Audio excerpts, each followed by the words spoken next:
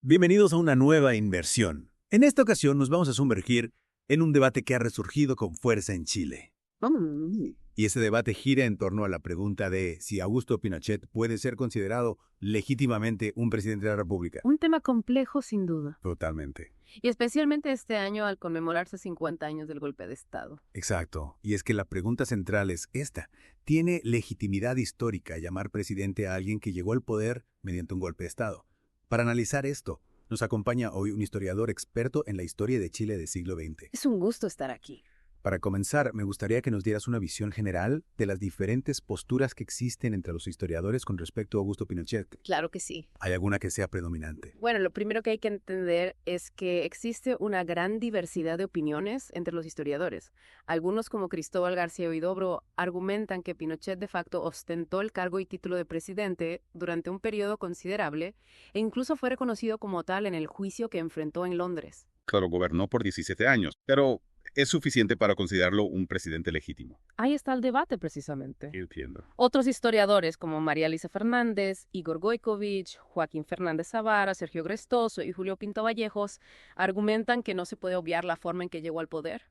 Un golpe de Estado. Exactamente, un golpe de Estado no es precisamente el camino democrático. ¿Y cuáles son los principales argumentos que utilizan para negarle la legitimidad como presidente? Bueno, además de la forma en que llegó al poder, su autoproclamación como presidente se basó en decretos y en una constitución, la de 1980, que fue aprobada en un plebiscito muy cuestionado Cuestionado por... por su falta de transparencia y garantías democráticas. Ya veo. Entonces podríamos decir que el plebiscito de 1980 es un punto clave en este debate. Sin duda, para quienes defienden la legitimidad de Pinochet, la Constitución del 80 le otorgaba el reconocimiento como presidente. Ajá. Sin embargo, para quienes se oponen a este plebiscito, no puede otorgar legitimidad por sí solo. Es interesante porque he leído que algunos historiadores comparan a Pinochet con José Manuel Balmaceda, Sí. un presidente chileno que gobernó sin Congreso y que algunos consideran un dictador. Es una comparación que se utiliza para argumentar en ambos sentidos. Por un lado, se dice que si cuestionamos la legitimidad de Pinochet, deberíamos hacer lo mismo con Balmaceda. Y con otros presidentes que llegaron al poder en circunstancias complejas. Exacto. Y por otro lado se argumenta que Balmaceda, a pesar de sus acciones, fue elegido democráticamente en un inicio. A diferencia de Pinochet. Claro, esto nos lleva a una pregunta fundamental. ¿Cuál? ¿Cuáles son los criterios para definir la legitimidad de un presidente? Esa es la gran pregunta. Es la forma en que llega al poder. Es el tiempo que ejerce el cargo.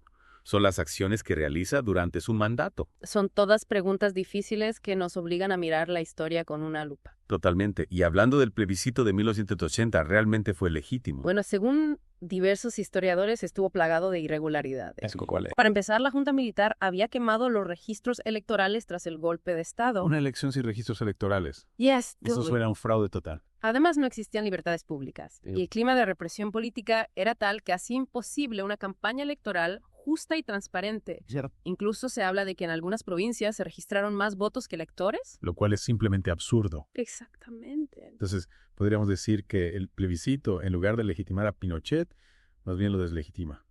Es la postura de muchos historiadores. Argumentan que el plebiscito no solo fue fraudulento en su ejecución, Sino que se llevó a cabo en un contexto de miedo y represión que invalidaba cualquier resultado. exactamente.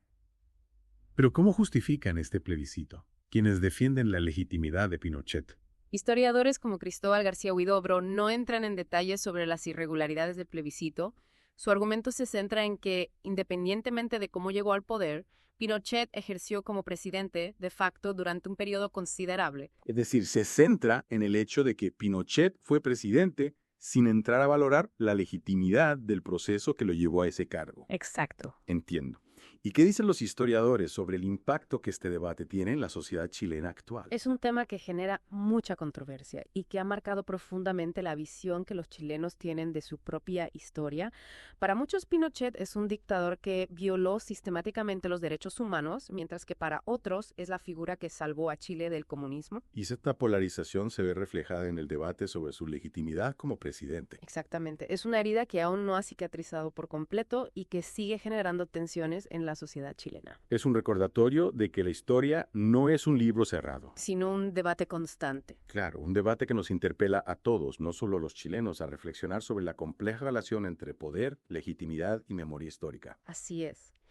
Y hablando de memoria histórica, hay un aspecto que me parece fascinante. ¿A qué te refieres? Algunos historiadores comparan el caso de Pinochet con lo que sucedía con los faraones en el Antiguo Egipto.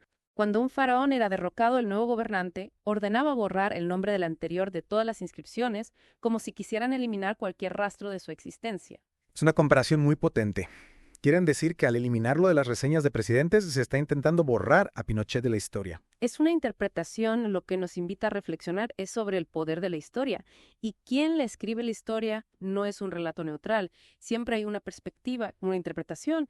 Y en este caso, la decisión de la Cámara de Diputados refleja una postura clara sobre la figura de Pinochet. Se le condena como dictador y se busca negarle cualquier tipo de legitimidad. Exacto. Y esto nos lleva de nuevo a la pregunta de si es posible separar el cargo de presidente de la forma en que se llegó al poder y las acciones cometidas durante el mandato. Esa es la gran pregunta, ¿no?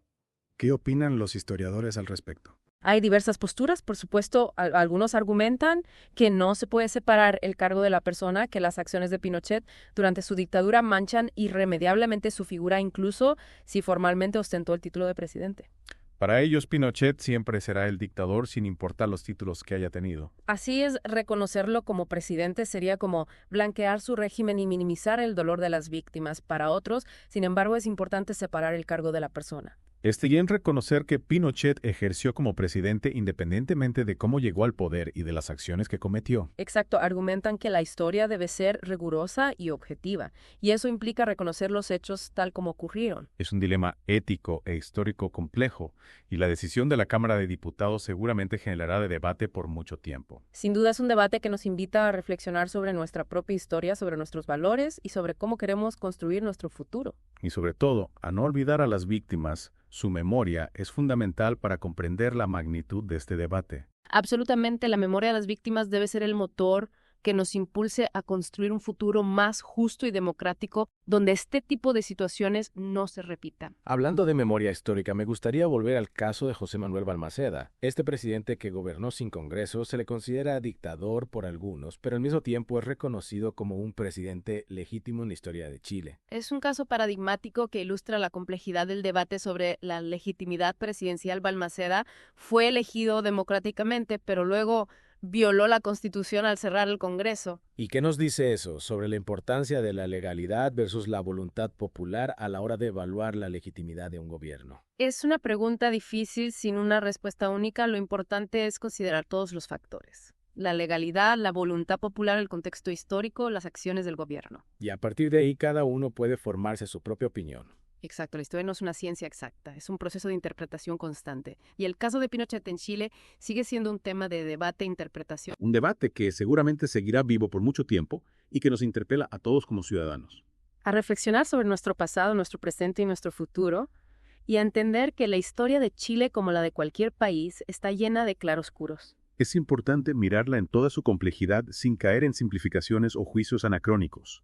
Debemos intentar entender las acciones del pasado en su contexto, sin juzgarlas con los valores del presente. Comprender, aunque no justificar, las decisiones que se tomaron en un contexto específico. La historia no se trata de justificar o condenar, sino de comprender y de aprender del pasado para construir un futuro mejor. El debate sobre la figura de Pinochet nos da la oportunidad de reflexionar sobre los valores que queremos que guíen nuestra sociedad.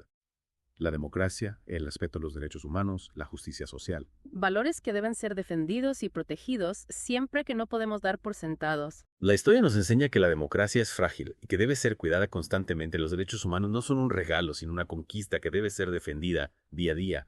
Y la justicia social es un ideal por el que debemos seguir luchando. El debate sobre Pinochet es mucho más que una discusión sobre un nombre en una lista. Es un debate sobre nuestra identidad como país, sobre nuestros valores, sobre nuestro futuro. Un debate que nos interpela a todos.